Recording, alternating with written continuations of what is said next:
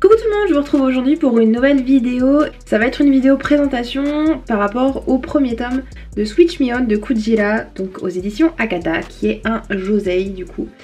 Je lis très peu de josei, celui-ci il est conseillé à partir de 16 ans, tout simplement parce qu'il y a des scènes un petit peu olé olé, il y a des scènes de sexe, même si on voit pas tout, c'est pas un manga pornographique, mais il y a quand même pas mal de scènes de sexe et de scènes un peu osées où on voit la poitrine de la jeune fille, donc voilà, c'est pour public averti on va dire, c'est pas les petits shoujo tout doux et mignons qu'on peut lire d'habitude, ou en tout cas que moi je peux lire d'habitude. On va suivre Koyori, une jeune femme qui s'est fait tromper par son mec.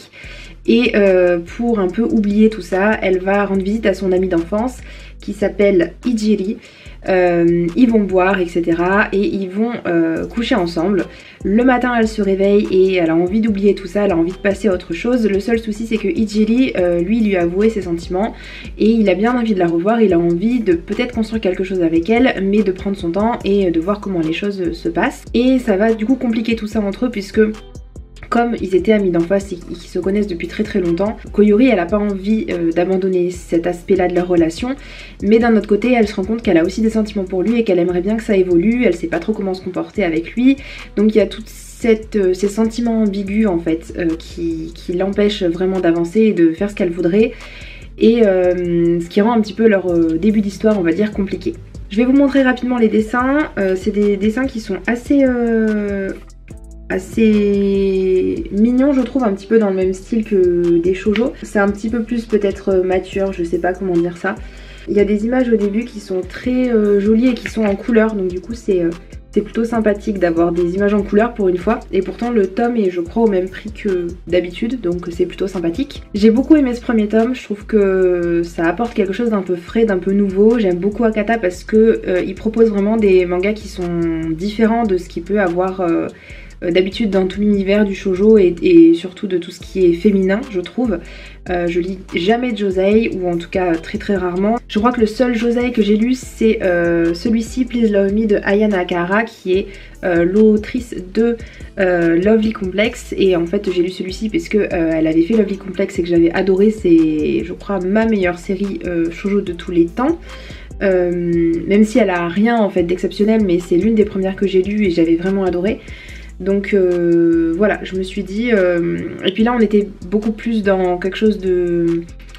qui était josei parce qu'on avait des personnages qui étaient matures, qui étaient dans la trentaine, mais il n'y avait pas du tout de scène de sexe ou de scène comme ça.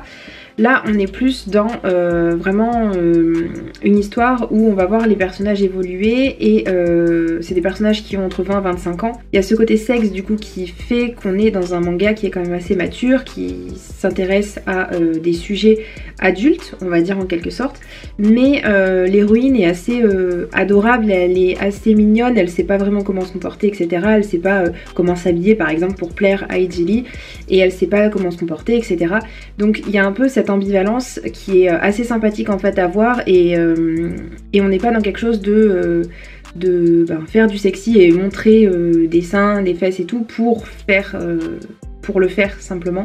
Je trouve que c'est assez en fait c'est montrer la relation d'une manière juste et réelle par rapport à ce qu'on peut voir des shoujo où on a des personnages qui ont des fois 17-18 ans et on parle pas du tout de l'aspect sexuel, alors que quand on a 17-18 ans souvent ça fait partie intégrante de la relation.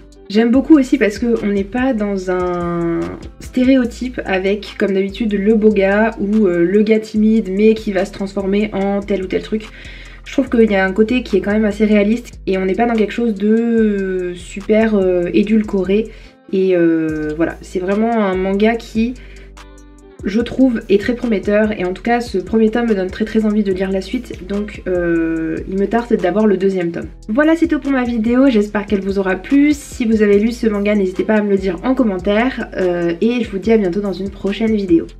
Ciao ciao.